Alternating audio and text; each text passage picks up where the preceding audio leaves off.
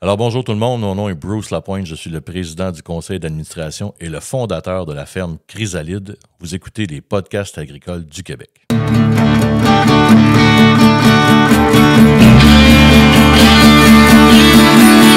les podcasts agricoles à la vie, comme à l'école, on se parle de bricoles, de choses horticoles. On se parle de tracteurs, y'a les fans, pis les menteurs, on se lève de bonne humeur, pis on compte pas nos heures. Christian Dionne est là. Agricole, agricole, agricole, agricole.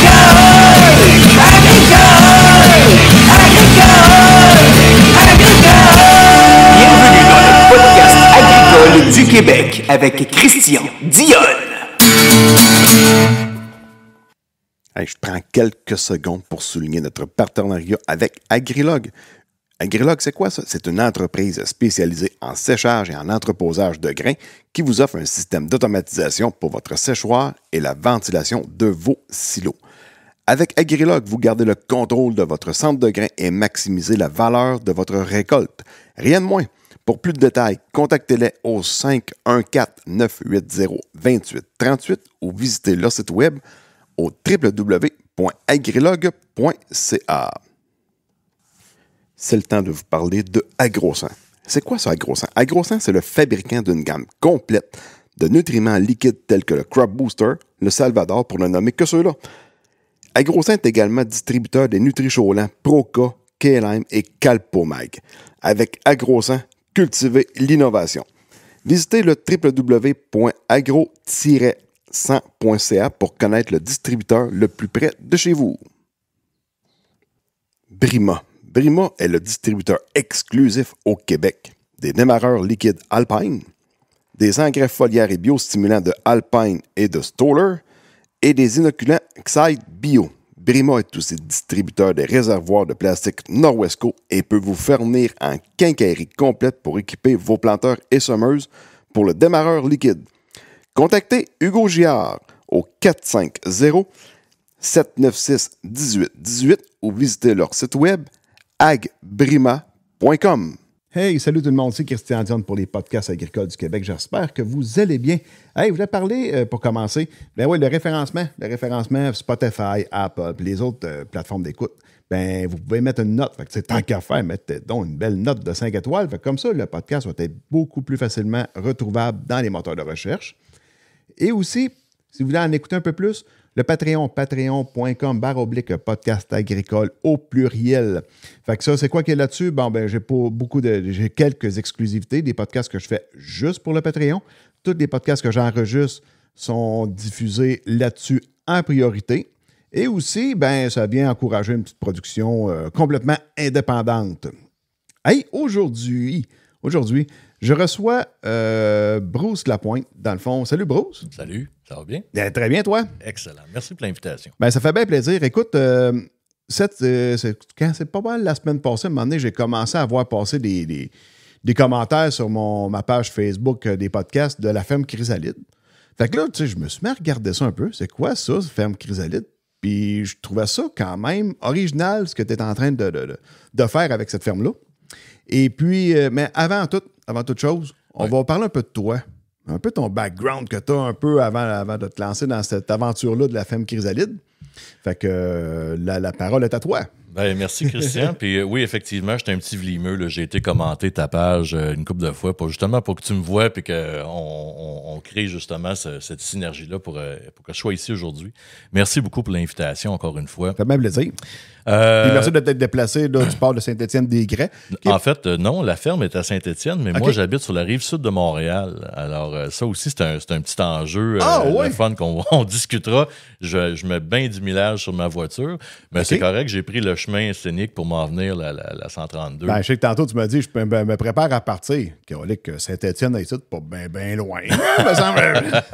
Non, ça a été une bonne heure et 20 là, de conduite pour m'en venir. Puis, sans indication, dans quel coin ça arrive sud? À Verchères.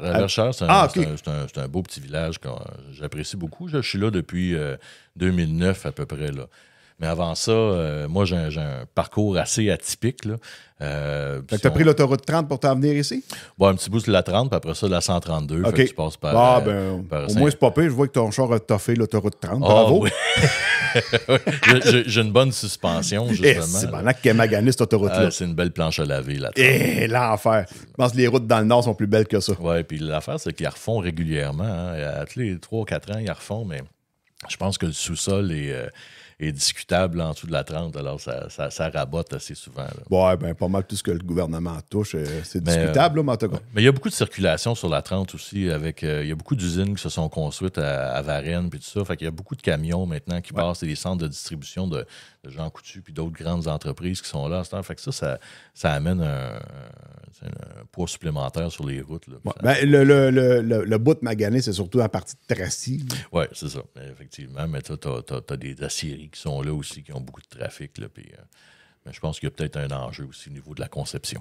Oh, mais ça, c'est un sujet pour un autre podcast. Non, ça, c'est pas agricole, ça. C'est pas agricole, pas encore. Alors, c'est ça. Ouais. Alors, comme background, moi, j'ai un background assez atypique. On va commencer par dire que je suis né, justement, sur les terres de la ferme Chrysalide. OK.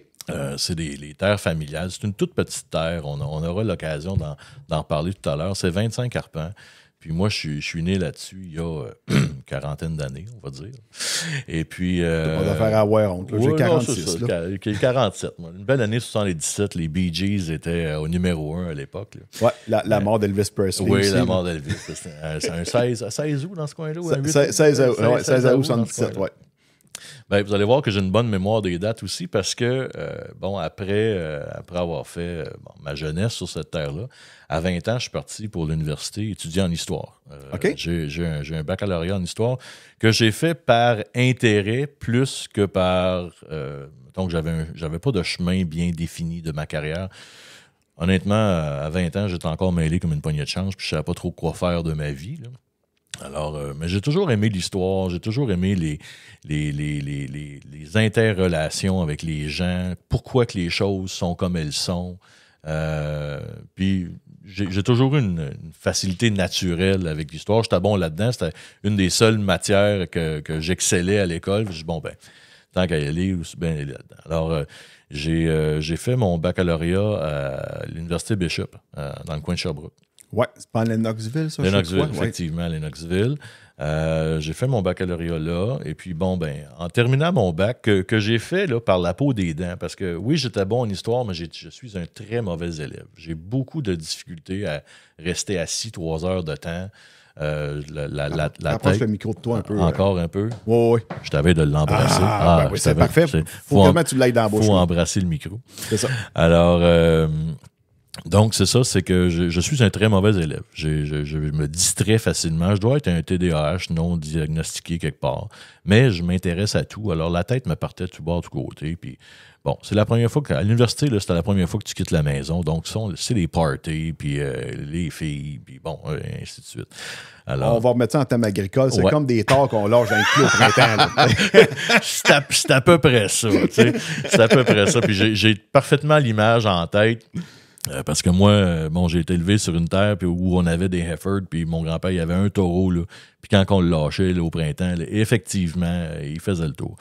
Alors, j'ai fini mon bac, là, puis encore une fois, je savais pas trop dans quoi m'en aller, puis bon, j'ai rencontré une fille, on a déménagé ensemble, puis là, ça me prenait une job, puis bon, je travaillais comme beaucoup de gens au salaire minimum, puis bon, c'était pas pour 8,25 $ à l'époque, c'était pas comme ça que tu allais faire une carrière, puis tu te dis, ben, à un moment donné, rendu à 25 ans, il faut que tu fasses de quoi de tes 10 doigts. Et puis, je me rappelle, qu'est-ce qui a parti ma carrière, c'est que j'étais sur le site d'Emploi Québec, là, puis là, je vois agent de sécurité, 12,25 $. Puis là, je dis, hey, agent de sécurité. Puis j'avais des stéréotypes dans la tête. Moi, un agent de sécurité, là, c'était le gorille que tu mets à l'entrée du bar, là, puis qui est là pour sortir le monde. D'un, j'ai pas la carrure pour faire ça. Puis c'est pas ce que j'ai envie de faire dans la vie, mais j'ai envie d'aider le monde. OK. Alors, mais je dis, j'ai pas un argent. Alors, je me présente à l'agence de sécurité, puis comme je suis parfaitement bilingue, parce que l'autre moitié de moi, tu sais, le Bruce, là, c'est pas un trip de ma mère, là, je suis anglophone, donc ma mère, elle m'a... OK. Ouais, donc c'est... Fait que Bishop, c'est en anglais, ça, je pense. Oui, Bishop, c'est en anglais. J'ai fait toute mon école en anglais à part le cégep. Ah oui, OK.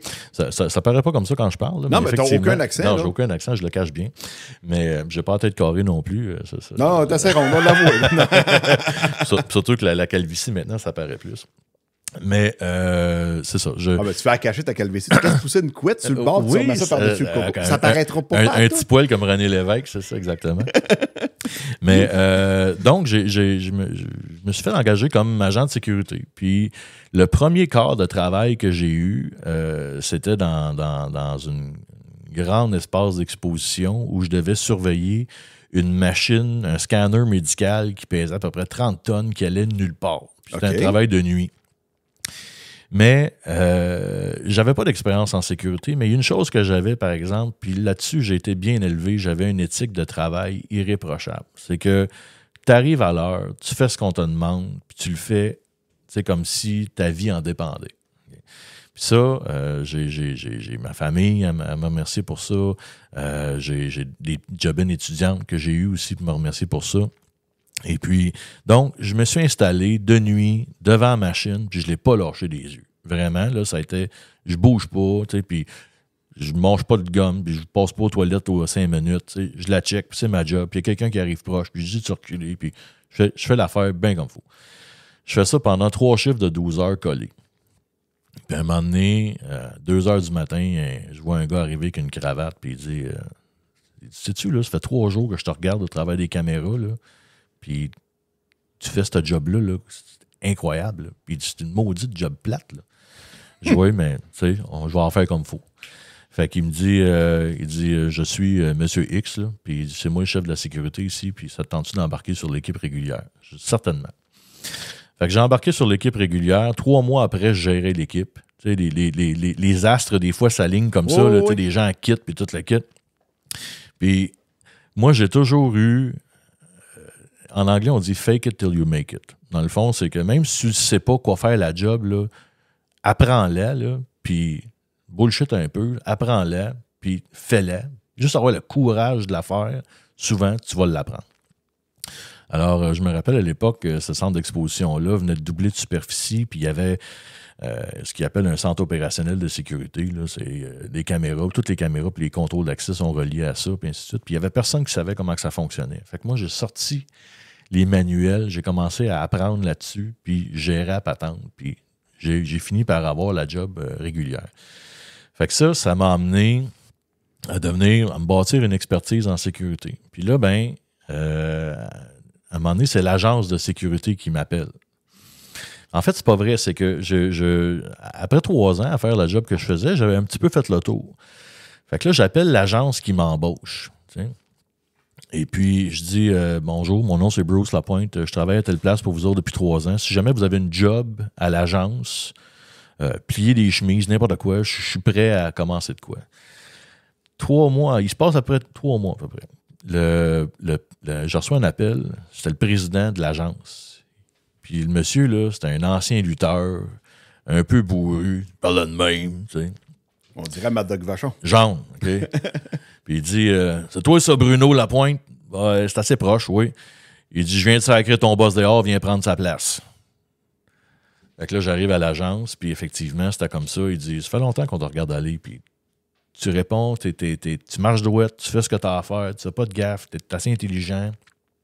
Il dit, tu vas devenir directeur de compte. Fait que là, j'ai été directeur de compte, gérais d'autres contrats avec les clients, puis les clients pas satisfaits, j'en avais tout le temps, tu sais. Fait que c'était apprendre à dealer avec ça. Fait que j'ai fait ça pendant un bout. Puis après ça, j'ai eu d'autres opportunités complètement fou-braque où les gens venaient me voir et disaient, tu veux-tu faire ça? Puis à chaque fois, c'était oui. J'avais la chienne, vraiment. Je connaissais pas ça.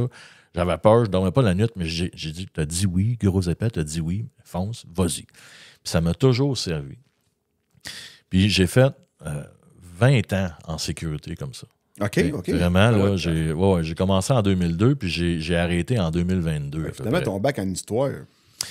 Ça, c'est la première... Ça n'a pas servi grand-chose. Ah non, ça, c'est la première réaction de tout le monde. Puis, ils se trompent royalement. Parce que mon bac en histoire, l'histoire, dans le fond, là, c'est une des choses, c'est que tu regardes ce qui se passe maintenant, puis tu te dis, c'est arrivé à quelqu'un d'autre avant. Alors, tu sais, quand j'ai travaillé sur le centre opérationnel de sécurité, là, ben, le principe du 911 établi dans l'État de New York des années 60, c'était la même affaire. Fait que j'ai lu sur comment ça avait été fait, puis comment c'est qui avait travaillé là-dessus, puis les concepts, puis les stratégies, puis j'ai réappliqué exactement la même chose, puis ça m'a donné du succès dans ce que j'ai fait. OK. Alors, l'histoire, je m'en sers à tous les jours. Mon premier réflexe, au lieu de me dire, maudit, comment je vais faire ça, c'est comment est-ce que l'autre a fait. Parce que, je veux dire, tout a été fait. Tu sais, je pense que c'est Félix Leclerc ou Gilles Vigneault qui disait, tout a été dit, mais pas par moi. Puis moi, tu sais, j'ai pas beaucoup de diplômes, j'ai pas eu des super notes, tu sais, ma cote R est ridicule, tu sais. Je peux pas me faire engager par ça. Fait que ce que je peux me faire engager, justement, c'est par ma débrouillardise, puis je fonce dans la vie. T'sais. Alors, j'ai fait 20 ans en sécurité, puis j'ai fait la pandémie. Puis quand tu travailles en sécurité, mesures d'urgence, prévention des incendies, sécurité civile, ton saint graal, c'est la pandémie. Ça a été... je travaillais pour une très grande organisation de la santé et puis ça m'a amené à voir, à faire plein de choses, à innover, à travailler 90-100 heures semaine. Écoute, dormir au bureau, se nourrir au beurre d'épinards, manger à cuillère dans le pot. Tu sais, ça a été une expérience incroyable. Puis le monde me dit, hey, t'as dû brûler la chandelle par les 2 bouts. Non, je l'ai brûlé par les 3 bouts. J'ai créé un 3e bout, là. Mais à un moment donné, c'était le bout du bout. Tu sais, c'est après la pandémie, j'ai fait comme, OK, je pense que j'en ai eu assez, j'aimerais faire autre chose. Tu sais. Puis là, c'est le autre chose, ben, il y avait toujours la ferme en arrêt de la tête parce que la terre familiale est encore là. Puis on va en parler, mais ça m'appelait tout le temps. Okay? Puis, mais j'ai pas de training là-dedans, ni beaucoup d'expérience. La dernière fois que j'avais embarqué sur un tracteur, j'avais 7 ans. J'avais pas beaucoup de connaissances, mais ça m'intéressait puis ça m'appelait. Mais je savais très bien qu'avec la terre de 25 arpents familiale, qui n'est pas très grande, j'allais pas nécessairement en faire une carrière, en vivre. Je vois des gens qui ont des hectares, des centaines d'hectares, puis qui tirent le yard par la queue. Moi, j'ai une femme, une hypothèque, 2 enfants, il faut que je continue à travailler. Fait que j'ai trouvé une autre carrière qui répond bien à mes besoins, mais qui me permet quand même d'avoir mes soirs, mes fins de semaine pour penser à ça. Alors, c'est là que j'ai dit, ben là, le timing est bon pour faire quelque chose avec cette terre-là. Fait que là, c'est une terre maternelle? Paternelle? Oui, c'est maternelle. C'est du côté de ma mère. C'est du côté anglophone de Patente. OK. Ouais. Puis, je vais conter l'histoire parce que c'est impossible de parler de la ferme Chrysalide sans parler de la terre. Ah, faut que tu parles de l'histoire. Écoute, t'as un bac là-dedans, faut pas que ça. Alors, tout est dans tout. Oui, tout est dans tout, exactement. Fait que là, je sais pas, je vais sortir les dates exactes, mais je vais vous en sortir quelques-unes, ça, c'est clair. Alors, cette terre-là se trouve à Saint-Étienne-des-Grès.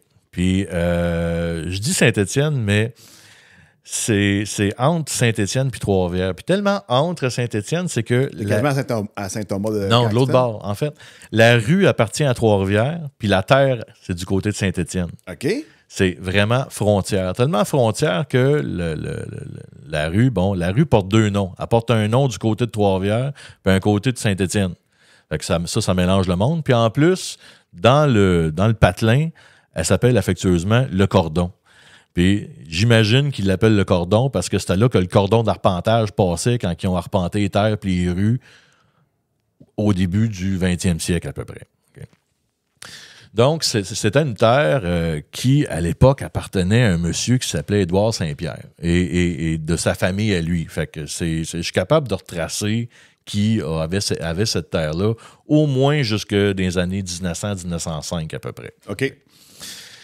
Et puis, donc, Édouard Saint-Pierre a vendu une partie de cette terre-là, parce que c'est avant la fameuse 1978, la loi de la CPTAQ, ce que tu pouvais morceler tant que tu voulais. Là.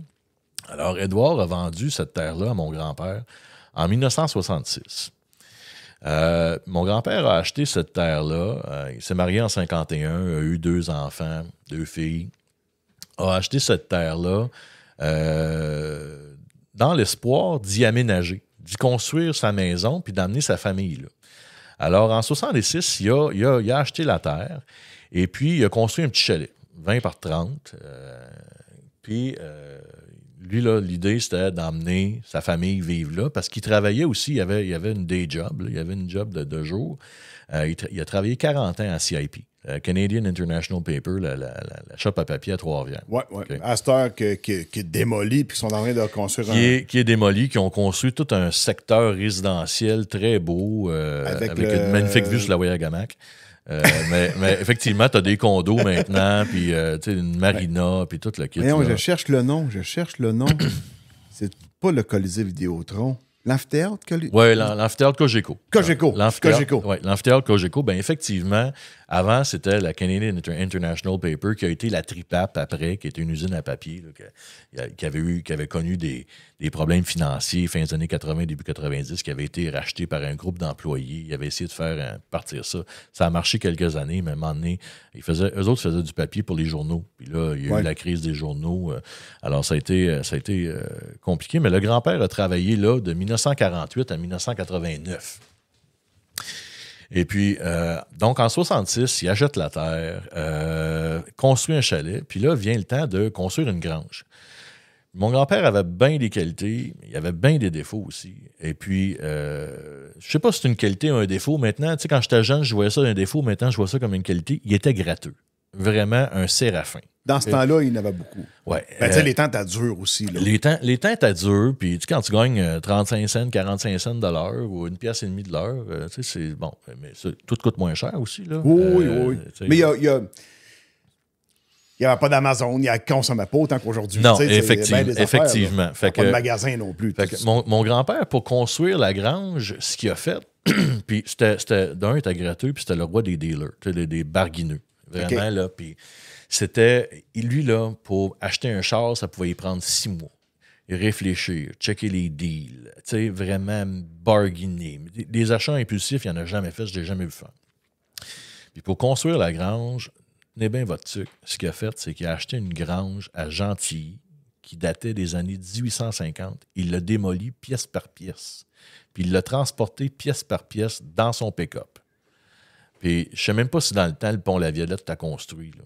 En 66, je ne suis pas sûr. Là, okay? Alors, il a transporté ça dans son pick-up jusqu'à Saint-Étienne. Il devait avoir fait à peu près 50-60 voyages pour transporter les pièces.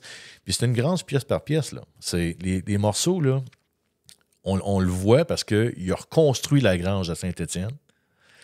Les morceaux ont 6 pouces d'épais, 18 pouces de large, 12 pieds de long. C'est du gros bétail. Puis mon grand-père, c'était pas le genre de gars qui avait une tonne d'amis. Okay? Il était très solitaire, fait qu'il faisait tout seul. OK. En équipe d'un. En équipe d'un. Fait qu'il a monté ça pratiquement tout seul, cette affaire-là. Et puis, il a eu de l'aide un peu de mon père là, pour monter ça. Mais il a réussi à construire une grange 25 par 60, à peu près, qui est petit, mais qu'aujourd'hui, là, elle est encore là, elle n'a pas bougé d'un poil. Il y en a pas mal. Des vieilles granges encore à terre. Écoute, là. Elle tient très bien la route encore. T'sais. Alors, avec ça, il y a eu des animaux. Il a gardé des animaux, des vaches Heiford, des vaches rouges, là. C'est ça, Heiford? Les poils roux et blancs, là. OK. La tête était-tu blanche? Oui. Si la tête est blanche, c'est des Hereford, ouais. Hereford, oui, c'est ça. Des vaches à boucherie. Il gardait un petit cheptel, là. Peut-être 10-12 vaches à peu près. T'sais. J'ai déjà vu monter à 27, début de printemps, quand les vaches sont toutes vêlées, là, les veaux couraient partout, écoute, cordées, là. Mais en général, ça se tenait à peu près à ça. Puis, il gardait ça pour s'amuser. Il y avait des poules, des affaires comme ça. Mais c'était vraiment pour s'amuser. Puis surtout, je pense, même s'il ne l'a jamais avoué, traiter son problème d'alcool. Parce que mon grand-père avait, comme j'imagine, j'allais dire tous les Anglais de son époque, mais quand même, il aimait lever le coude pas mal. Puis, bien évidemment, ça lui causait des problèmes avec la famille, avec les enfants, puis tout ça. Puis, il avait besoin de quelque chose pour se changer les idées. Au lieu d'aller à la taverne, ben il allait... Il allait pelleter du crottin. Alors, parce que dans ce temps-là aussi, C'était pas rare que le gars partait faire d'autres choses puis que la femme elle restait seule à la maison avec les enfants. Là. Ouais, c'est ça. C'était à l'époque. Là. Ouais, c'est ça. Puis, le père était là pour crisser une volée aux enfants quasiment. je peux pas dire qu'il a fait ça, mais effectivement, il s'est caché dans la grange une couple de fois. T'sais. Et puis, donc, il avait construit ça dans l'espoir de ramener sa famille. Parce qu'il y avait une maison, lui, à Trois-Rivières, là, juste en face du centre d'achat. Vraiment, dans les années-là, le centre d'achat des rivières n'existait pas. Non. C'était à la campagne, là, ce coin-là. Maintenant, c'est développé, mais il y avait une maison là-bas. Puis là, l'espoir de ramener la famille sur la terre. Puis la grand-mère n'a jamais voulu. Vraiment, là. C'est pas vrai que tu vas me traîner en campagne. Puis, tu sais, c'est un rang de gravelle. C'est encore un rang de gravelle. Pas de lumière de rue. Il n'y a rien alentour. Si tu voulais aller au dépanneur, là, c'était 20-25 minutes en char. Il n'y a rien de proche. Fait que le grand-père, il a bien vu que la grand-mère n'allait jamais s'installer là. Alors, ma mère se marie en 1973. Puis, en 1973, le grand-père, il dit, ben, tu sais, avant de te trouver un appartement puis t'acheter une maison, pourquoi tu vas pas vivre avec ton mari dans le chalet? Moi, te le louer pas cher. OK. Genre 50$ par mois. On a fait la même. Fait que ma mère, elle dit, hey, écoute, allez m'exiler en campagne dans le fond d'un rang, pas de lumière, il fait peur, tu sais, c'était peurant. Puis la rue aussi sert de trail de skidoo. Elle est sur les chemins de trail de skidoo. Fait que là, t'as des gars qui passent en skidoo à 2 h du matin, bien impactés. C'était de même dans le temps. Là, oui. Puis là, il voit une maison, puis là, il arrêtait, puis il voulait savoir ce qui se passait là.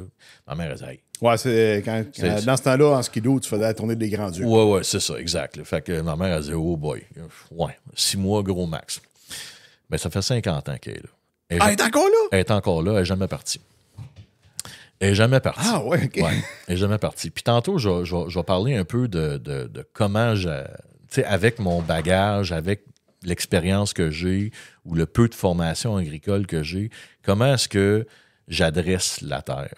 Parce que ça, c'est important. Puis ma mère a fait partie de comment j'adresse la terre. Parce que là, tes parents étaient là, on restait là toute leur vie, dans le fond. Ouais. Ils cultivaient-tu à la terre? Non, pas du tout. OK. Pas du tout. Fait qu'eux autres, on laissait ça quasiment en friche. Oui, puis... ben c'est ça. Fait que le grand-père, bon, avait ses vaches. Fait que moi, quand j'étais petit, je suis né en 77, dans le chalet. Tu sais. Elle loue-tu ça encore à 50$ par mois? Ben là, maintenant, on en a hérité, mais le grand-père n'a jamais chargé plus que 150$ par mois de loyer. OK. C'était pour payer les taxes. C'était montant représentatif. Alors... c'est pour rendre service que d'autres choses. Oui, c'est ça. Fait que moi, c'est ça. J'ai été élevé là. T'étais gratteux, mais t'es généreux. Oui, à sa manière, oui. Et puis, fait que j'ai été élevé là, j'ai passé ma jeunesse là. Et en 75, il a acheté le lot à côté. Parce que Édouard Saint-Pierre avait morcelé, le propriétaire original, puis il n'avait pas tout vendu. Fait que mon grand-père a acheté le lot à côté. En 75, en espérant pouvoir construire une maison pour encore ramener sa femme sur la terre. Il n'avait pas oublié ça. Il dit, m'en finir par la convaincre. Tu sais. OK. Puis, ben, il y a eu juste 3 ans pour la convaincre. La CPTAQ est arrivée et elle a dit, non, tu ne peux pas construire si tu n'es pas agriculteur. Puis mon grand-père, il ne peut pas lâcher sa job à la shop. Puis, il ne peut pas faire... Fait que, il s'est fait couper l'herbe sur le pied encore. Alors, il se servait justement de l'autre lot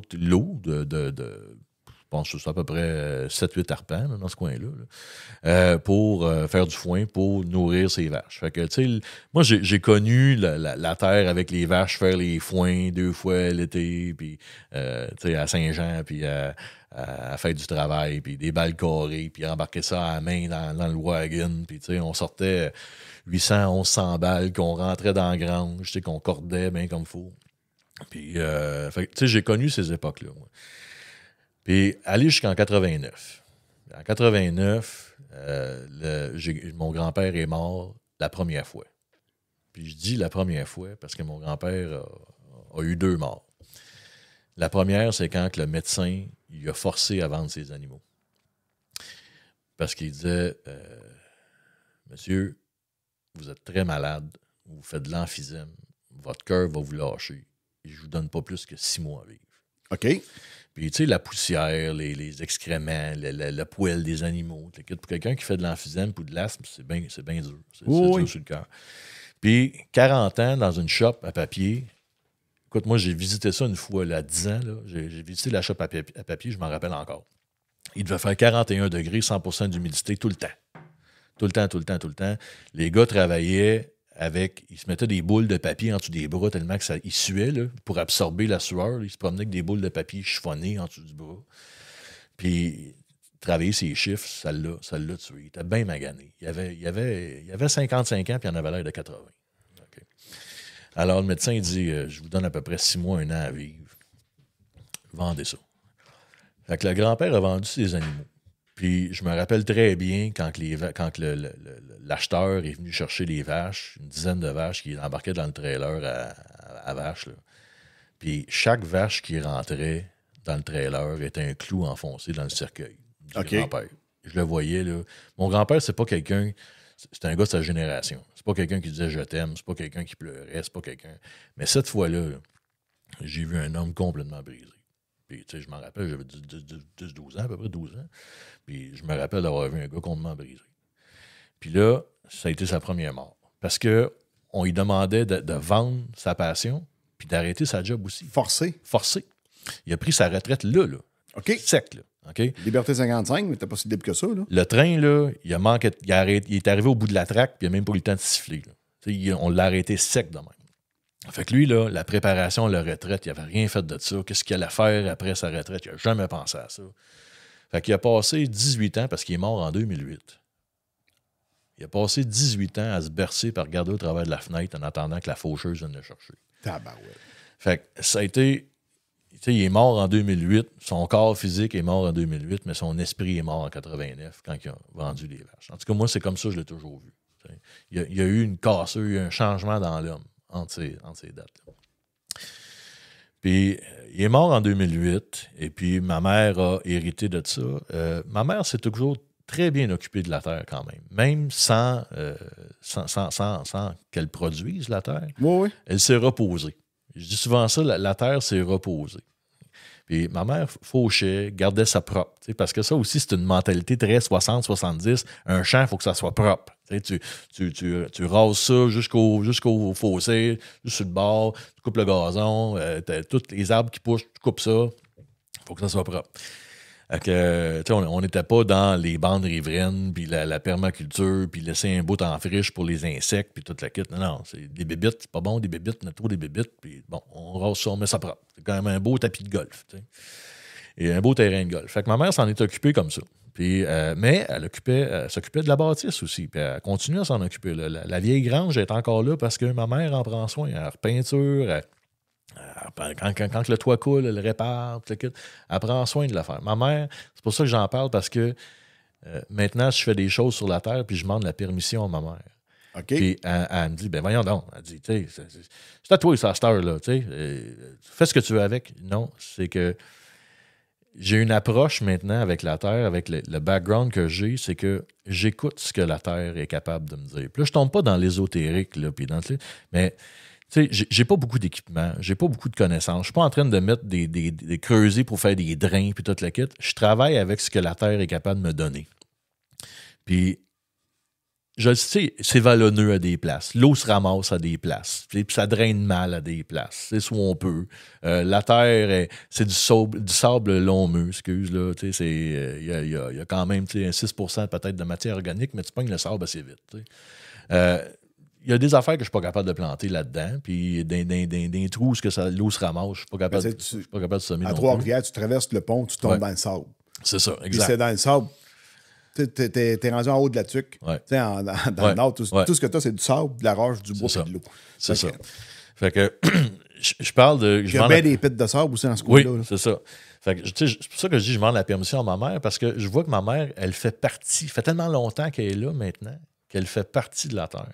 Puis, comme je ne plante pas n'importe quoi parce que la terre n'est pas capable de le prendre, je ne mets pas n'importe quoi n'importe où parce que je sais que ma mère, elle tient à une certaine vision de la chose. T'sais.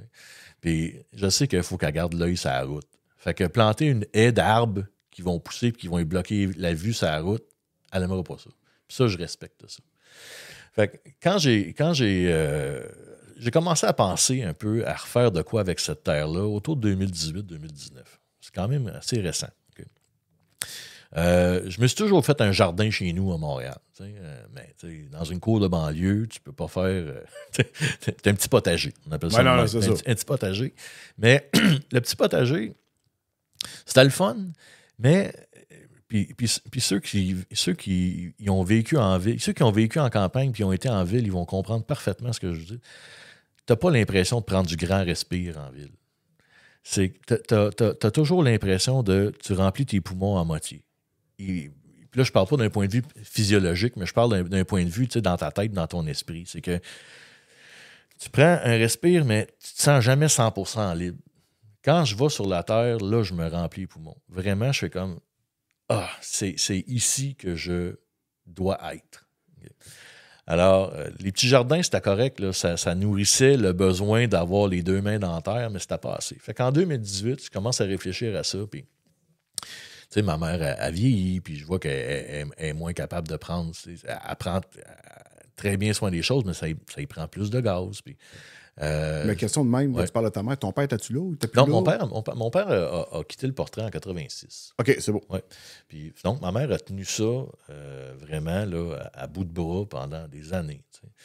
Puis, j'ai eu comme... À un moment donné, j'ai été me promener sur la terre, comme je fais souvent, puis ma mère, elle rit parce que quand j'arrive chez nous, chez ma mère, elle dit « Tu fais ton inspection. » Puis je fais tout le temps ça. Je le fais inconsciemment. Je rentre dans la maison, puis je fais le tour de toutes les pièces.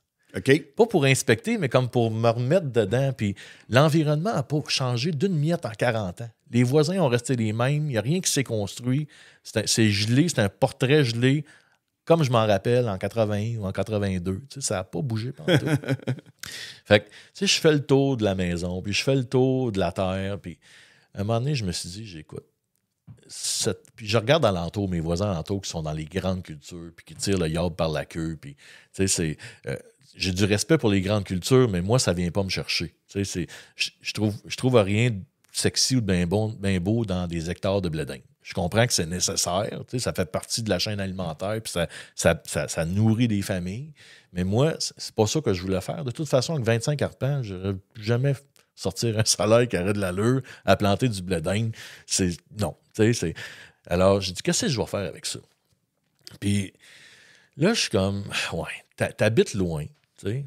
Oui, puis la Varenne. Oui, c'est ça, à Verchères. Puis je me dis, oui, je l'aime ma job, ma blonde aime sa job, mes enfants ont leur vie. Je ne suis pas pour déraciner tout ce monde-là pour mon rêve à moi. Je dis, peut-être qu'avec le temps, quand les enfants seront partis, peut-être que on pourrait revenir.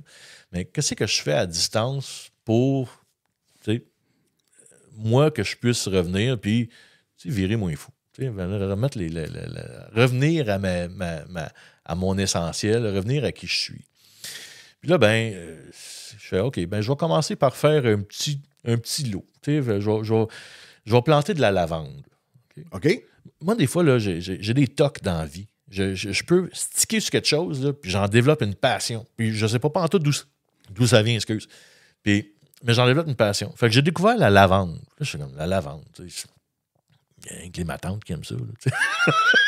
Je ne veux pas faire de stéréotypes, mais c'est comme, voyons, la lavande.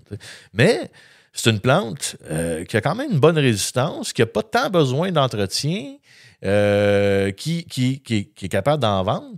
Ça a un bon marché. Je veux dire, écoute, ce que je récolte, là, je le vends en une semaine. Okay. Juste avec des amis, du monde du bureau. Ils trippent tout là-dessus sur l'odeur. Ça se vend super bien. Bouquet, ça? Ou En bouquet, en petits sachets. Je me suis développé des techniques pour enlever les fleurs de ces cotons, là, puis mettre ça dans des petits sachets en coton mauve. Là, puis écoute, je vends ça. C'est vendu tout détaillé. Oui, c'est ça. Okay. Fait que je vends ça à job, là, puis one-on-one. C'est quasiment comme vendre des marchés aux puces. Là, mais je réussis à vendre ma récolte au complet. Je me fais 1200 $. Avec ça, ça me coûte pas grand-chose. Non, ça paye le gaz pour c'est pas mal ça. Mais la lavande. Puis après ça, j'ai dit, le sarrasin. Alors, on dit, le sarrasin. Moi, c'est la seule affaire que je connaissais du sarrasin, là, c'est le père sarrasin à Louisville. Le festival de la galette, puis des galettes sarrasin. Mais, j'ai commencé à lire là-dessus que c'était que ça aidait justement ça fixe l'azote, je pense, le sarrasin. Ou, tu vas me le dire, mais en tout cas, ça fait... dans le fond, le sarrasin avait comme un effet pour tuer du chien dent. Ah, voilà, OK. Il y avait cet effet-là. Oui, effectivement. Mais sauf que ça coupait ton rendement de sarrasin pareil, mais tu sais, t'en vas à la guerre, là, tu vas gagner, mais tu as perdu des hommes pareils. C'est un peu, c'est un peu semblable, là, mais non. Puis aussi, l'autre gros avantage du sarrasin, c'est que c'est très mellifère. Oui, exact. Les abeilles aiment ça. Oui, c'est ça. Fait que j'ai planté du sarrasin, puis moi, tu sais, je sème à voler, là, parce que j'ai pas d'équipement. Là. Cette année, je me suis acheté un petit tracteur 23 forces, je suis bien content. Avec les moyens que j'ai, parce que ça coûte un rein quand même, tu sais, quand c'est 38 000, là, là. Moi, je capote. Là. Le grand-père m'aurait vu acheter un tracteur à 38 000, là, il m'aurait plus jamais parlé de sa vie. Là. Tu sais, c'est gratuit de même. Là. Lui, il a toujours acheté du Farmall puis du Case. Mais dans ce temps-là, il tracteur pas cher. C'est ça, exactement. Fait que là, moi, ce que j'ai, là, c'est une coche au-dessus d'un tracteur à gazon, puis ça m'a coûté 38 000. Là. Mais ça fait ce que j'ai besoin. Okay? Puis j'ai des visées modestes. Modestes, mais constantes. Okay. Alors, j'ai planté du sarrasin, puis effectivement, pour tuer les chiens dents, parce que, tu sais, une terre qui n'a jamais été bien cultivée, c'est la première affaire qui sort. Puis, effectivement, ça a attiré les abeilles. Parce que quand j'ai fait ma tournée, là, mon inspection de la terre, moi, j'avais des souvenirs que quand j'étais petit. Puis là, j'arrive à 35, 40, 45 ans, quasiment, 40 ans. Je suis comme, ils sont où les bébites? Saint-Étienne était connu pour les sauterelles. Il y a eu une infestation de sauterelles en 1920, une affaire la même, puis tous les villageois ont eu le surnom des sauterelles de Saint-Étienne. Mais quand j'étais petit, il y avait des sauterelles partout. Je m'amusais avec ça, moi, je les pognais. Puis des criquets, puis ça, de bébites. Je marchais dans le champ, il n'y avait rien de ça. C'est sûr. Ma mère, elle louait la terre à un gars qui faisait du foin, fait qu'il fauchait 2 fois par année, il rasait ça bien ras. Les bébites sont plus là. Fait que là, j'ai fait comme, il y a un problème. Vraiment, il y a un enjeu. Alors, j'ai planté du sarrasin. Puis là, tu sais, je sème à la main. Là. Fait que je me suis acheté un petit rotoculteur Honda. OK. Oh, écoute, moi, j'ai investi dans la qualité. Fait que, il m'a coûté cher, mais écoute, il passe un moitié de tour de crank, puis ça va super bien. Ah non, c'est du Honda. C'est du Honda. Je ne fais pas de publicité, là, mais c'est du Honda. Et puis, fait que je me suis acheté ça. J'ai labouré un petit 20 par 100. OK? Puis je me suis acheté un 5 livres de sarrasin, puis j'ai semé là-dedans, à voler, où ce que j'ai rabrié à coups de râteau. Okay? Vraiment très médiéval comme approche. Okay? Très, très agrégé. C'est ça, à mitaine. Et puis... pour évoluer, il faut commencer quelque part.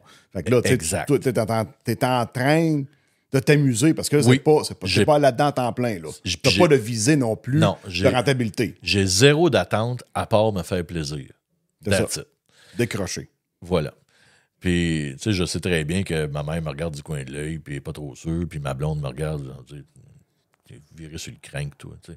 Mais je fais mon choix, puis sarrasin, ça sort vite. T'sais. Vraiment, ça a poussé super vite.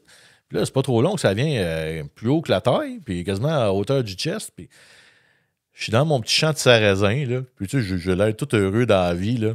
Je fais comme un gars de 47 ans qui est dans un petit champ, l'eau de sarrasin, puis c'est son bonheur. C'est comme, il manque pas grand-chose dans la vie.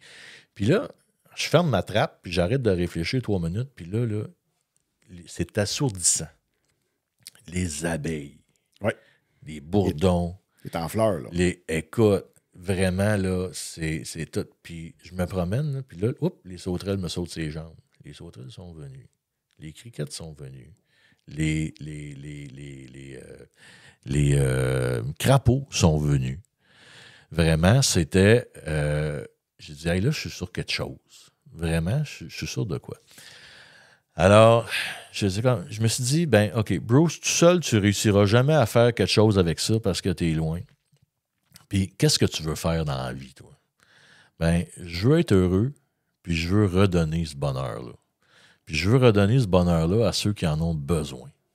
C'est sûr que je pourrais vendre la terre, ben là, plus maintenant, mais je pourrais vendre la terre à un conglomérat chinois ou à un des voisins, là, qui pourrait acheter ça, puis, tu sais, planter du blé d'Inde. J'ai fait comme non. Je veux redonner cette terre-là à la communauté comme elle a comme elle m'a donné à moi, comme elle l'a donné à mon grand-père. Elle l'a aidé à sortir des problèmes qu'il y avait.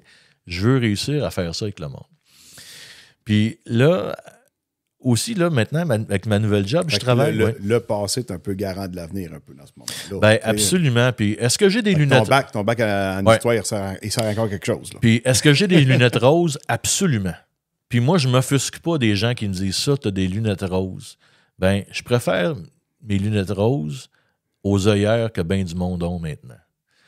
Tu sais, là, on pas besoin de sortir bien loin pour regarder les nouvelles, pour voir que le monde est bien polarisé, puis on trouve toutes sortes de raisons pour s'haïr. Mm-hmm. OK? Moi, je travaille présentement avec... J'ai la chance de côtoyer des gens qui ont une déficience intellectuelle ou un trouble du spectre de l'autisme.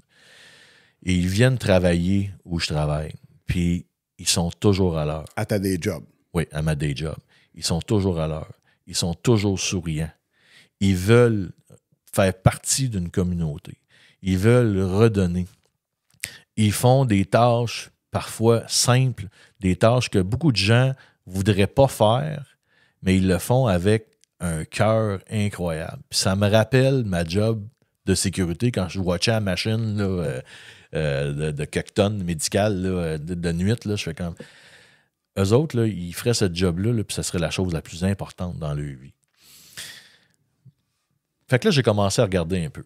J'ai dit, OK, est-ce qu'on pourrait faire l'équivalent, ce qu'on appelle un plateau de travail, là, c'est un endroit, c'est une job organisée pour des gens qui ont une déficience intellectuelle, mais dans le monde agricole.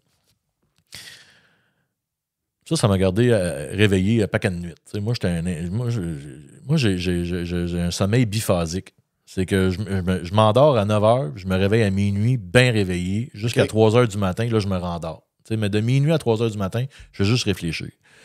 Fait que je réfléchis à ça, puis je suis comme, OK, qu'est-ce que cette terre-là peut faire? Parce qu'aussi, j'étais un gars un peu à contre-courant dans la vie, moi. Je ne veux pas faire la même chose que les autres. J'aime ça être capable d'aller, de dire, ben, les autres vont à droite, moi, je vais aller à gauche. T'sais? Puis c'est sûr que j'ai amené ce projet-là au début. Attends une minute, là, tu veux emmener des gens qui ont une déficience intellectuelle sur une terre où il n'y a rien, puis les former en agriculture, toi, tu connais pas ça.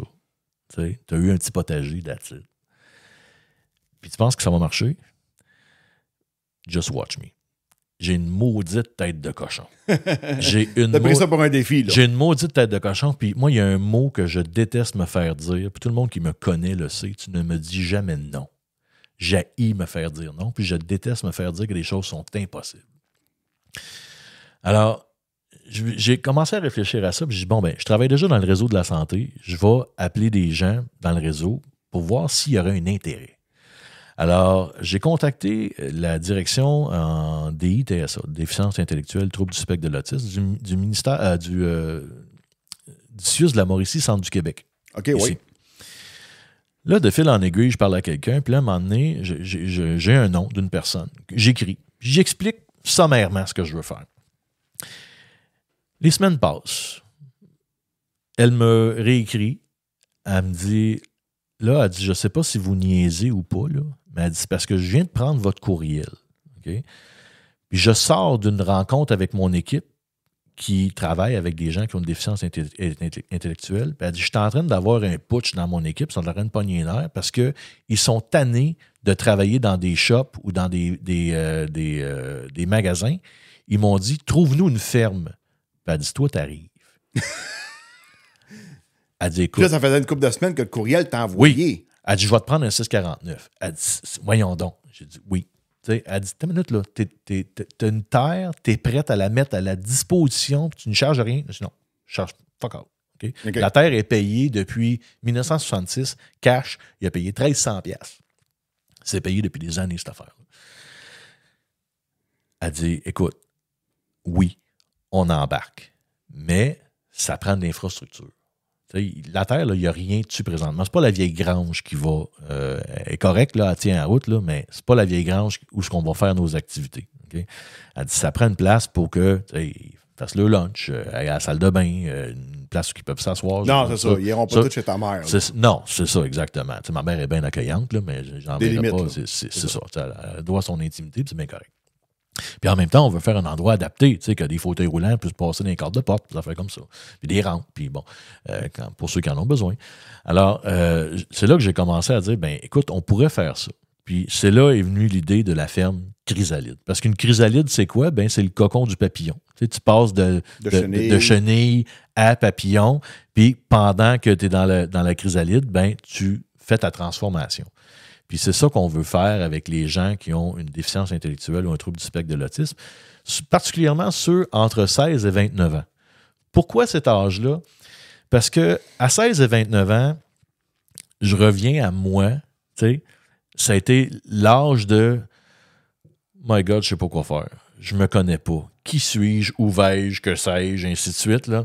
J'étais comme une boule de machine à boules. Tu sais, passe d'un bord, va de l'autre, pogne un mur, rebound. Ouais. Tu sais pas trop ce que tu veux faire. Fait que je me dis, imagine si c'était difficile pour moi de me définir et de me trouver une voie. Comment ça doit être difficile pour quelqu'un qui a une déficience intellectuelle? Et puis, comment ça doit être difficile pour les familles, les parents des gens qui ont une déficience intellectuelle, parce que toi, tu es un jeune qui arrive à l'âge adulte, qui va vivre les mêmes enjeux d'âge adulte. Là, job, carrière, autonomie, relations humaines, sexualité, tout ça, là, ils vont le vivre. Puis toi, en tant que parent, tu vieillis. Puis tu dis, qui va s'occuper de mon fils quand je ne serai pas là? Fait que tout le côté d'autodétermination, d'autonomie, c'est pour les parents de jeunes qui ont une déficience intellectuelle ou un trouble du spectre de l'autisme, c'est un spectre qui plane tout le temps. Qu'est-ce qu'ils vont faire quand je ne serai plus là? Qui va s'en occuper? Il faut qu'ils soient capables de s'organiser le plus possible tout seul. Alors, je me dis, le monde agricole a cruellement besoin de main-d'œuvre. Et puis, je ne crois pas qu'on pense beaucoup aux gens qui ont une déficience intellectuelle. Ça existe des programmes comme ça. Là. Tu sais il y a des organismes là, qui vont prendre des gens qui ont une déficience intellectuelle, les amener sur une ferme pour travailler. Tu sais. Mais le concept de tu viens dans un endroit qui n'est pas une ferme, qui est une école qui enseigne l'agriculture. Fait que la ferme Chrysalide, on n'a pas d'attente de rendement. T'sais, on a planté cette année avec le petit GoFundMe qu'on a lancé. Là. On a planté des pommiers, on se fait un petit verger parce qu'on sait que si je veux démarrer comme il faut que je plante maintenant. Oui. Alors, on a planté des petites choses comme ça pour se donner vraiment une base pour quand on va accueillir nos premiers usagers. Parce que, j'aurais peut-être dû le mentionner avant, mais on est en phase de démarrage. On doit construire cette grange-là. Alors, on est en campagne de sociofinancement. On travaille avec La Ruche aussi, qui est un organisme de sociofinancement très bien organisé, là, qui aide les gens qui veulent partir des entreprises à obtenir du financement par la communauté, mais aussi cible différentes subventions auxquelles on a droit. Alors, avec la bénédiction du CIUS de la Mauricie, j'ai dit, bon, regarde, on est sur quelque chose, on est sur un projet. Alors, ça va? Oui, non, okay, c'est parce que je peux continuer. Je cherche mes lunettes. Ah! on a besoin de ça à notre âge. Oui, c'est ça. T'es ça sur la tête, je pense. Mesdames et messieurs, on vient de vivre un beau petit moment ici. Là. Christian avait ses lunettes sur la tête et il cherchait. Ça arrive souvent. C'est classique. Donc, c'est ça. Fait que je savais que d'un point de vue clinique, on avait des opportunités.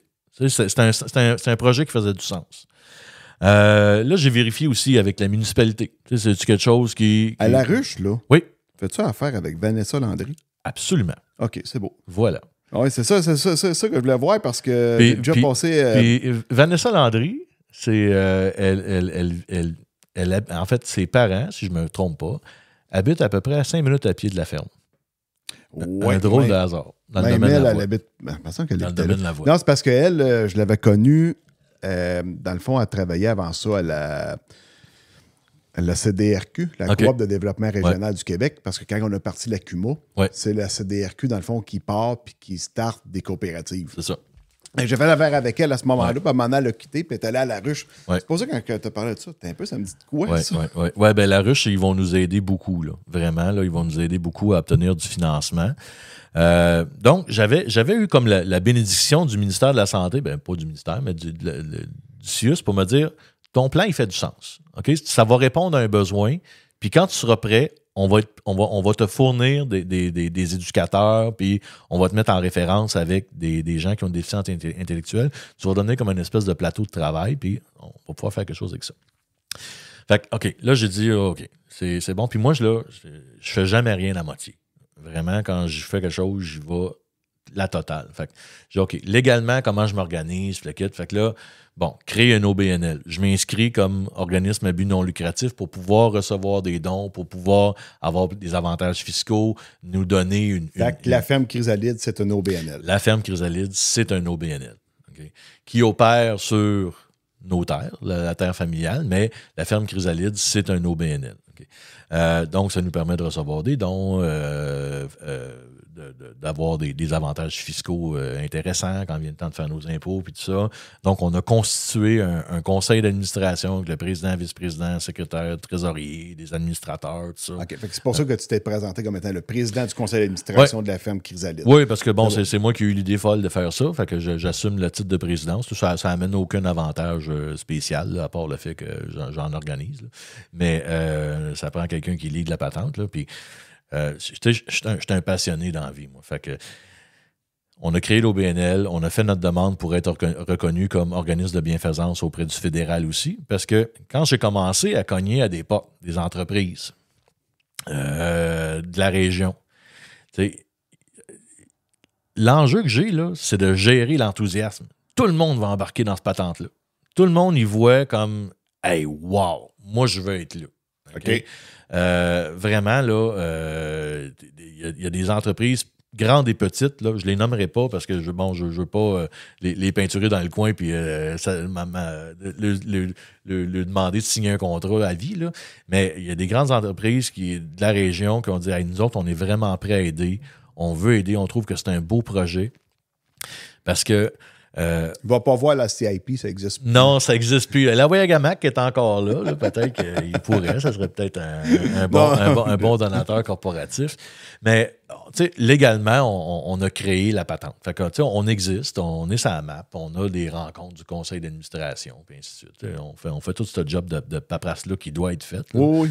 Et puis, en parallèle de ça, cette année, c'est dur de vendre un produit dans un champ de patates vide. Vraiment, c'était un champ vide. Il n'y a rien. Fait qu'il fallait que je construise quelque chose. Il fallait que je donne le goût aux gens. On peut-tu visiter la ferme? Y a-tu quelque chose? Je peux pas juste dire, non, la ferme Chrysalide, c'est un concept dans ma tête. Puis, c'est pas très vendeur quand il vient le temps de ramasser du GoFundMe ou quelque chose dans le genre. Puis, moi, inscrit comme au BNL, ça prend un compte de banque, puis ça prend un conseil d'administration pour avoir au moins du sérieux. Là, oui, ça c'est fait. Mais aussi, les gens qui voulaient venir, les donateurs, là, ils veulent voir un peu ce qu'on fait. Puis en plus, maintenant, on ne reçoit pas encore d'usagers parce qu'on n'a pas l'infrastructure, on n'a pas cette fameuse grange-là sur laquelle on est en train de ramasser de l'argent puis qu'on veut construire. Donc, mais je trouvais ça plate de faire venir les gens, puis ils voient un champ, puis là, je lui demande, imaginez. Non. Alors, de mes propres deniers, j'ai construit une serre, une petite serre, 10 par 32, juste pour mettre un pied à terre, montrer quelque chose. Planter de la lavande, des noisetiers. J'ai planté on a fait le petit verger, une douzaine d'arbres fruitiers, des pommes, des prunes, des choses comme ça. J'ai eu des dons et des gens qui m'ont donné des dons. J'ai fait un chemin, OK? J'ai pris mon petit Kubota, là, puis j'ai creusé à la pelle, j'ai fait un chemin. Là, je suis en train de creuser un étang, OK? Quelque chose de bien cute, bucolique un peu, là, juste pour que les gens, quand ils viennent, ils voient qu'il y a un concept derrière ça. Parce que, vraiment, le gros de notre projet, c'est de construire la fameuse grange atelier, là, où est-ce qu'on va pouvoir recevoir nos usagers. Une fois que ça va être fait, une fois qu'ils ont un toit sur la tête, puis là, je ne parle pas d'une grange de 200 pieds de long, là, 24 par 36. OK. Le plan qu'on a, là, c'est ça. C'est 24 par 36. C'est un toit, c'est une petite cuisinette, une salle de bain, un espace multidisciplinaire, là, multifonction pour faire nos choses. Alors, on est vraiment rendu là-dedans. On va prendre un champ d'épuration, puis ce qui est le fun, c'est que vous êtes dans le sable, ça ne coûtera pas trop cher. Exact. Fait que là, tu sais, on a fait les vérifications avec la municipalité aussi, si c'est cocheux de faire ce qu'on a envie de faire, puis tu sais, il n'y a vraiment aucun problème, c'est à usage agricole. Mais la ferme Chrysalide, ce qu'on veut faire avec ça, c'est on veut redonner à la communauté. Puis notre slogan, puis on l'a inscrit sur nos chandails, là, c'est « Cultivons l'inclusion ». Ouais. Puis, on ne cultive pas des patates, on ne cultive pas des noisettes, on cultive rien. T'sais. Ce qu'on cultive, là, c'est accessoire à. Ce qu'on cultive, c'est l'inclusion. Puis l'inclusion, on pense souvent à l'inclusion dans des termes de, bon, ben, on prend des gens qui sont vulnérables ou qui ont une déficience intellectuelle, puis on les fait travailler avec nous. Non. L'inclusion, c'est on travaille ensemble. Les gens là, neurotypiques, là, on les appelait les normaux. Là. Les toi, puis moi, puis la plupart de nos amis, nos collègues, là, ils ont autant à apprendre des gens qui ont une déficience intellectuelle que l'inverse. Parce que la vie est tough. La vie est tough pour tout le monde. Puis si la vie est une game de hockey, là, on ne peut pas se permettre d'avoir des gens qui sont sur le banc. Puis des gens qui ont une déficience intellectuelle, tu sais, on dit souvent, là, on juge une société par la façon dont elle traite les plus faibles. Puis la façon dont elle traite les personnes vulnérables. Puis je pense qu'avec tout ce qu'on voit dans les journaux, puis ce qu'on voit dans les médias, puis dans nos vies, là, on a bien du chemin à faire. Puis moi, là, je ne sais pas toi, Christian, mais moi, au début, là, quand on me mettait en contact avec une personne qui a une déficience intellectuelle, là, qui a de la difficulté à parler ou qui est gênée, qui ne parle pas vraiment, on a de la difficulté à rentrer en interrelation avec cette personne-là. On est nous-mêmes gênés. Tu sais, on se dit, ben, je comprends pas ce qu'elle dit. Je suis gêné de lui demander de répéter. Tu sais, il me met mal à l'aise. Parce que des fois, on est peut-être confronté à nos propres stéréotypes puis nos propres faiblesses quand on regarde quelqu'un qui a une déficience intellectuelle ou qui est très différent de nous. Alors, la ferme Chrysalide, c'est un peu ça. C'est qu'on veut faire un endroit, oui, où nos usagers apprennent à des techniques agricoles de base pour pouvoir rêver d'aller travailler chez un agriculteur ou chez un producteur de petits fruits ou quoi que ce soit. Tu sais, on plante des bleuets, des framboises, des petits fruits comme ça. Dans la région, à Saint-Étienne, il y a des producteurs de petits fruits. Tu sais. Ces gens-là, ils peuvent aider à la cueillette, tu sais, au tri. Ils peuvent faire ces genres de tâches-là et aspirer à vraiment avoir une raison pour se lever le matin, aspirer à avoir l'autonomie, une paye, payer leurs propres choses, avoir leur propre appartement. Être plus autonome. On travaille vraiment sur l'autonomie. Et puis aussi, la ferme Chrysalide, là, on est très, très bien situé en passant. Hein. On est à 5 minutes d'autoroute 55. On est il y a le chemin Marcotte qui passe en face, qui est une autoroute à vélo l'été. Là. Écoute, il y a du monde les Tours de France, là, les gens qui font du vélo, les passionnés de vélo, ils passent là. Il y en a des centaines à l'heure qui passent. C'est un bel endroit pour faire une petite halte. T'sais, on veut faire une halte parce qu'on veut que les gens viennent nous visiter. Puis, oui, on va avoir un kiosque où on va vendre nos surplus puis tout ça. On va vendre, on n'aura pas... c'est pas un gros kiosque, là, mais on veut inviter les gens de la communauté à venir rencontrer nos usagers pour qu'ils participent. On veut que nos usagers aussi apprennent à discuter, dialoguer, faire des relations avec les gens neurotypiques, avec les gens normaux. Parce que les gens qui ont une déficience intellectuelle, des fois, ils ont tendance à se ghettoiser. Dans le fond, ils ont des amis, puis sont tous aussi, eux aussi, déficients intellectuels, ou ils vivent des vies très normalisées avec des éducateurs, puis ça. Ils ont besoin de sortir dans la communauté, puis la communauté a besoin d'apprendre à les accueillir aussi. Alors, on veut créer cette espèce d'espace récréo-touristique.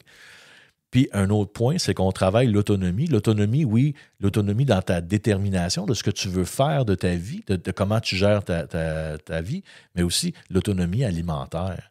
Nos usagers, là, ils vont repartir avec ce qu'ils produisent. Moi, là, j'ai pas d'attente de rendement, puis ça me coûte rien de faire cette ça va être une fierté pour eux autres de ramener ça dans leur famille. Regarde, c'est moi qui l'ai récolté. Ça, c'est un excellent point. Parce que quand tu es vulnérable, tu es souvent au crochet des autres. Tu es souvent au dépendant des autres. Et puis, ça mine ta confiance, ça mine qui tu es, quand tu n'as pas l'impression de contribuer. Tu sais, moi, là, quand mes enfants étaient petits puis ils passaient à la balayeuse, là, ils passaient tout croche. Okay? Ils oubliaient de passer partout. Il y avait encore des graines. Je les laissais faire. Puis je les chicanais jamais qu'ils faisaient la job tout croche. Pourquoi? Parce que je voulais travailler leur confiance. Je voulais travailler le fait qu'ils contribuent à la famille. Alors, les gens qui vont venir travailler chez nous, quand ils arrivent avec un panier de bleuets, de fraises ou de légumes, bien, d'un, c'est souvent des gens qui sont vulnérables, qui n'ont pas beaucoup de moyens. Même les gens qui ont plus de moyens, là, ça fait du bien avoir un panier là, de fruits frais et de légumes frais. Puis en même temps, ils ont l'impression, puis c'est pas juste une impression, ils contribuent à l'effort familial. Fait que ça travaille, là. Qui tu es, la fierté que tu as mis le doigt en plein sur ce qu'on veut traiter aussi. Alors, tantôt, je parlais beaucoup de... Parce que, tu sais, même nous autres, premièrement qu'on récolte une nouvelle affaire, on est fiers, là. Écoute, moi, mon petit jardin à Verchères, là, ma tomate, là, elle me coûte 40$, mais je suis fier pareil, là. Tu sais, avec tous les cossins que j'ai achetés pour faire pousser ma tomate, là, c'est pas rentable. Là. C'est sûr, tu vas chez Maxi ou à une autre épicerie, non, c'est ça. À 1,99$ la livre, il n'y a rien de rentable à faire ça chez vous, mais c'est la fierté que tu as de l'avoir fait. Tu sais. Parce que là, il faut que tu travailles un peu leur confiance, mais aussi, il faut qu'ils en soient fiers de ce qu'ils font là. Oui, ça va vraiment au-delà de la fierté aussi. Ça va au-delà de... Ça va à... Ils ont l'impression de participer à une communauté. Ils sont moins au crochet d'eux. Tu sais, je ne suis pas dans le trailer à me faire pousser, je pousse le trailer moi aussi. Et puis ça, là, pour un être humain, là, peu importe là, sa condition, là, être dépendant, tu veux pas ça. Non.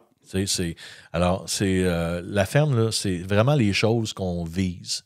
Puis tantôt, je le mentionnais un petit peu, je disais, bon, ben, on n'a pas d'attente de rendement. Si on a 100 plants de bleuets plantés, là, ben, si une année, on a oublié de mettre les filets puis les oiseaux sont venus manger les bleuets, ben, qu'est-ce qu'on a appris? Il faut mettre des filets. Il faut mettre des filets. Puis, donc, c'est toutes des choses qu'on veut maîtriser. Ou tu as été gardien de sécurité longtemps. Oui.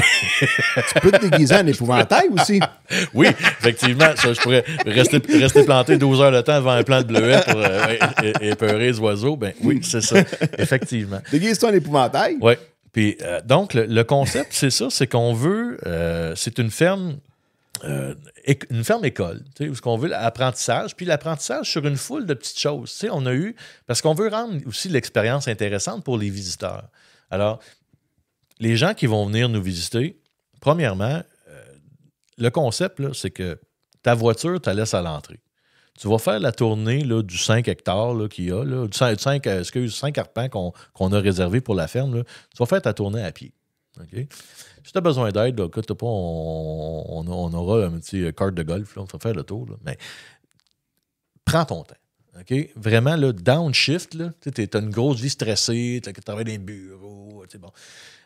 Downshift. Okay? Viens prendre ton temps chez nous. Là, vis au même rythme que nous. Parce qu'il faut voir que les gens qui ont une déficience intellectuelle, les autres, ils vivent dans un autre monde. Okay? Non, c'est ça. Ils vivent dans un autre monde. Mais ça doit faire du bien aussi pour toi. Tu sais, quand tu disais que tu brûlais les chandelles par les 3 bouts. Les 3 bouts, oui. Tu arrives là-bas, tu es capable de décrocher d'aplomb. Oui, absolument. Absolument. Puis, donc, ce qu'on veut faire, c'est qu'on veut faire un circuit un peu agricole, touristique. Okay? Donc, il va y avoir des stations. Tu vas prendre le petit chemin. Là. Tu as une station. Ta première station va être sur le compostage, par exemple. Okay? Puis là, on va avoir un petit cabanon, là, parce qu'on va te montrer comment on fait le compostage, soit avec du vermicompostage ou avec des mouches soldat noires ou le compostage un peu plus classique, là, okay? Où l'usager va expliquer ce qu'il fait. Puis en même temps, ben, pour nous, c'est important, le compost, on en a besoin. Après ça, on veut faire une petite cabane à sucre. Juste concept, là. La terre, là, c'est de l'épinette puis de la pruche. Il n'y a pas bien d'érable. Là. Il y a de la plaine, là, mais d'érable à sucre, il n'y en a pas tant dans le bois. Il y a une partie boisée, mais il n'y en a pas tant. Mais c'est juste le concept d'avoir une cabane à sucre. On plante une dizaine d'érables alentour, juste pour expliquer comment... On sait très bien là, qu'il n'y aura pas de rendement là-dessus avant 10-15 ans, facile. Là, 30-40 ans. Mais on a des amis là, qui... Ça pousse pas vite, l'érable. on a des amis dans ma famille et moi qui sont acériculteurs, qui connaissent ça, la patente. Fait que ils disent, regarde, moi, je vais t'emmener l'eau d'érable, là, puis je vais t'emmener l'équipement, là, puis juste par principe, là, on montrera comment on fait bouillir, puis comment on traite la patente. Puis après ça, ben, on s'en va dans le bois, où ce qu'on parle un peu plus d'agroforesterie. Puis là, on va regarder les champignons qu'on fait pousser. Là, moi, j'en ai planté cette année. J'ai je me suis intéressé à ça. J'ai coupé des bûches de bouleau, là, puis j'ai planté des plugs de shiitake. OK, du shiitake, ouais. Shiitake. Le plus simple, hein? Moi, je commence tout le temps au plus simple, là, avec le shiitake. J'ai planté, en fait, j'ai préparé une douzaine de bûches à peu près, là, qui va me donner peut-être un rendement de 100 livres, peut-être, là, de champignons. Mais juste pour le concept, juste pour le fun de l'essayer. Et puis, tu sais, fait qu'on veut faire des stations comme ça où ce que les visiteurs puis les usagers vont voir, apprendre et vont pouvoir repartir avec une petite partie de la récolte. Parce que c'est ça, on veut faire ça. On veut pas tout mettre nos œufs dans le même panier. Tu sais, fait oui, on fera pas 3 tonnes de bleuets. On va peut-être en faire 100 livres, mais on va avoir ça. Fait que si les bleuets plantent, on va pouvoir se reposer sur les framboises. C'est plus du tourisme agricole que c'est une ferme. Fait que, on aurait pu l'appeler l'école Chrysalide, puis ça aurait fait la même affaire que ça. Mais je pense que c'est important pour les gens, les usagers, de savoir qu'ils viennent travailler sur une ferme, puis en même temps, ils apprennent, puis ils peuvent repartir avec ce qu'ils produisent. Parce que là, présentement, il n'y a pas eu de TSO d'handicapés mentaux qui sont venus travailler sur ta ferme. Non, c'est ça. Est-ce que ça va s'en venir en 2025? Bien, ce qu'il faut faire, là, c'est la grange. Ah, ouais, OK. Ça prend la grange. Alors, tous nos efforts... Comment ça te prend de financement pour le fund, pour avoir des estimés? Oui, j'ai reçu des estimés. Okay, ça varie entre 75 et 150 000. OK. Pour faire ce qu'on a de besoin. C'est sûr que... puis on est modeste, en fait. Là, dans 24 par 36, c'est pas bien grand. On est modeste dans... Je veux pas... ça ne sera pas des planchers de bois franc en grandeur. Là, on est sur le béton. Puis, oui. C'est ça, mais maintenant, les coûts de construction sont très élevés. Oui. Mais ça va dépendre aussi beaucoup de qui vient cogner à notre porte pour nous aider. Moi, c'est sûr que si j'ai un contracteur qui me dit « Moi, je t'envoie mes gars une fin de semaine, puis on te monte ça. » Écoute, je viens de réduire mes coûts pas mal. Là. Mais juste en matériaux, on parle d'à peu près 75 000. Ouais, le ciment, puis toutes les trosses, puis les bateaux. C'est ça, exact. L'isolation. Oui, exact, parce que ça aussi, c'est un autre affaire. Dans le fond, tu vas comme quasiment fermer un coqueron pour la chambre de bain. Le restant, ça peut quasiment tout être ouvert pour une mur ailleurs. Là. Exactement. Puis l'affaire, c'est qu'une autre condition qu'on a, c'est que la ferme Chrysalide doit opérer 4 saisons. Parce qu'on ne peut pas fermer l'hiver. Parce qu'on veut garder les usagers conditionnés. Tu sais, c'est n'importe quel travailleur, là, il tombe au chômage l'hiver, les hivers sont longs. Tu sais. Oui. Pour les usagers, c'est un peu la même chose. Puis là, tout est à réapprendre au printemps. Alors, il faut trouver des activités, mais en fait, moduler nos activités d'été et d'automne pour avoir des activités l'hiver aussi. Alors, qu'est-ce qu'on fait l'hiver? Ben, on fait pousser des fleurs. Ben, de l'ensachage de graines, par exemple. L'hiver, on va pouvoir mettre des graines dans des petits sachets puis revendre les graines au printemps dans notre boutique. Tu sais, ça, c'est une activité qu'on peut faire. On arrive au printemps, mettons au mois de mars, commence à faire plus chaud, le soleil est plus fort, puis starter du stock dans ta serre. Exact. C'est ça. Alors, il faut trouver des activités comme ça qu'on fait. L'hiver, ça peut être plus de l'artisanat avec ce qu'on peut trouver, des nichoirs à hirondelles, des choses comme ça qu'on peut construire avec le cèdre qui pousse, par exemple, sur la terre. Là, parce que on essaie toujours de garder un volet agricole, puis d'être autonome aussi. Je ne veux pas acheter un paquet de fournitures sur Amazon ou chez Walmart ou quoi que ce soit. Ça casse un peu le concept de la patente. T'sais. Alors, c'est des choses qui sont produites sur la terre. Des bombes de semences. Je ne sais pas si tu connais ça, là, mais dans le fond, c'est que tu prends de la terre, de l'argile puis des graines, tu mélanges tout ça dans des bombes. Là, tu fais une boule, en fait. OK. OK. Puis c'est très populaire, ça, dans les environnements urbains. Les gens achètent des bombes de semences comme ça, puis ils garochent ça au bout de leur bras dans les terrains en friche.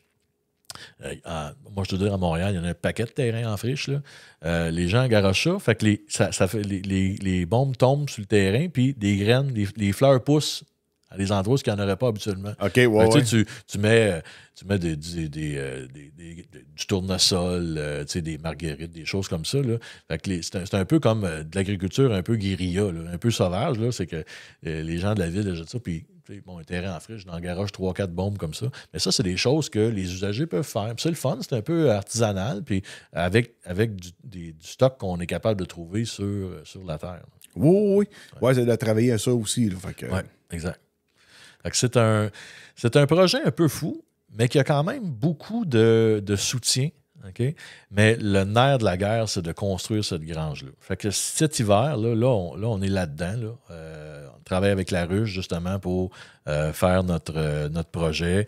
On est éligible à un paquet de subventions aussi. Ça, c'est une belle chose parce que le projet touche à un paquet de trucs. Il touche à des fonds jeunesse. Il touche à des fonds en déficience intellectuelle et troubles du spectre de l'autisme. Il touche à des fonds environnementaux.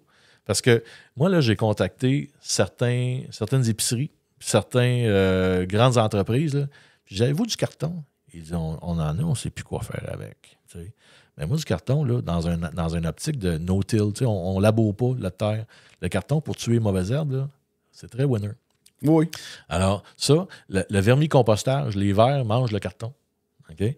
Alors, moi, du carton, je suis capable d'en passer beaucoup. L'épicerie du village, là, qui ne sait pas quoi faire avec ses invendus, là, ben, amène-moi ça, les vermicompostages. Oui, le faire composter. Faire composter, ça va faire la job. Alors, on a pas mal de. On a droit à beaucoup de subventions. Mais là, qui dit subvention, dit paperasse, dit organisation, dit il faut le faire, il faut faire les demandes. Oui, c'est ça. Il faut faire les demandes. Mais sur le financement, je ne suis pas inquiet. Vraiment, là, encore, c'est peut-être mes lunettes roses qui parlent. Mais en même temps, je pense que c'est un projet qu'on est capable de vendre, qui fait du bien à un paquet de monde. C'est mobilisateur pour une communauté aussi, ce genre de projet-là. Alors, mais le nerf de la guerre, là, c'est d'aller le trouver, le 75 là, ou 150 000, là, mettons, on joue là-dedans, là, pour construire cette grange-là. Une fois que la grange va être faite, là, on est capable d'accueillir les usagers, puis là, on va faire tout le reste. T'sais, planter les bleuets, planter les framboises, planter les arbres fruitiers, puis ça, parce qu'on veut aussi que les usagers ne sont pas juste dans la récolte, là, sont aussi dans la plantation. Comment est-ce que tu montes ça, un verger de bleuets? Tu mets-tu juste ça en rang ou bien tu mets ça... comment tu fais ça? T'sais? Puis on veut inviter aussi, puis on a eu des offres, là, parce que j'ai une page Facebook là, qui roule quand même relativement bien là, de la ferme Chrysalide. On a des gens qui nous ont contactés pour faire du bénévolat, du volontariat. Dis-moi, là, je veux venir vous donner un coup de main. OK. Qu'est-ce que vous faites dans la vie? Ben moi, je suis producteur maraîcher, je suis producteur de fleurs coupées, je suis producteur de ci, de ça. Et je suis bien prêt à venir vous donner là, un atelier, là, une journée de mon temps, là, vous montrer comment faire la patente. OK. Alors, il arriverait peut-être, vu un producteur de fleurs, il arrive avec ses fleurs, mettons. Puis, en fait, on a eu une dame qui nous a contactés. Elle est productrice de fleurs coupées. Elle a dit, si vous voulez des graines, je vous en donne. Ah! Elle a été d'une gentillesse et je profite. Artémis, je prends l'opportunité de te saluer. Merci beaucoup. Elle nous a préparé une belle boîte, là, toute bien étiquetée, des petits sachets là, avec des noms de fleurs que je ne suis même plus capable de prononcer. Là, mais écoute, et puis cette dame-là a eu la gentillesse de nous donner ces fleurs, ces graines-là, pour qu'on puisse faire un fonds de commerce, dans le fond, ça partir. Mais elle a eu la présence d'esprit. Puis ça, c'est pas tout le monde qui l'aurait eu. Là. Mais tu sais, quand on dit qu'une communauté, là, c'est ça serré. Là. La dame a eu la présence d'esprit de me donner des fleurs qui se mangeaient. Comme des émérocales, par exemple. Des choses comme ça. Tu peux mélanger les salades. Les pétales se mangent, ça se mélange dans les salades. C'est ça, exact. Elle m'a dit, regarde, ça va servir un double usage. Merci, parfait. Puis elle dit, tu sais, si jamais tu as quelqu'un qui a une déficience intellectuelle puis qui décide d'en manger une, des fois ça peut arriver, tu peux dire, ben, mange pas ça, c'est poison, mais il oublie. Elle dit, tu n'auras pas de problème. Okay, ça, c'est une belle sensibilité, ça. Ça, c'est quelque chose que j'ai vraiment apprécié. C'est un petit geste, là, mais c'est de voir qu'elle a compris le principe de la patente. T'sais. Sans jugement, sans stéréotype. Là. Elle dit, regarde, je voulais minimiser les risques. Elle dit, ce que je t'ai donné là, vraiment, c'est beau, ça se vend bien, ça fait beaucoup de graines, comme ça, tu vas être capable de en sachet, et puis le kit. Il n'y a pas eu de tu vas manger dans tu vas gruger dans ma marge de profit, ou bien tu vas me faire compétition. Non, il n'y a pas de ça. Il n'y a vraiment pas de ça. Alors, il y a des gens comme ça, il y a beaucoup de gens qui nous ont cogné à la porte. Ça fait plaisir à bien du monde aussi de donner. Ça fait plaisir à bien du monde, puis ça te réconcilie un peu avec la vie. Parce que tout ce que tu lis dans les médias, c'est tout de la chenoute partout, la guerre, les bombes qui tombent, puis la chicane pogne partout.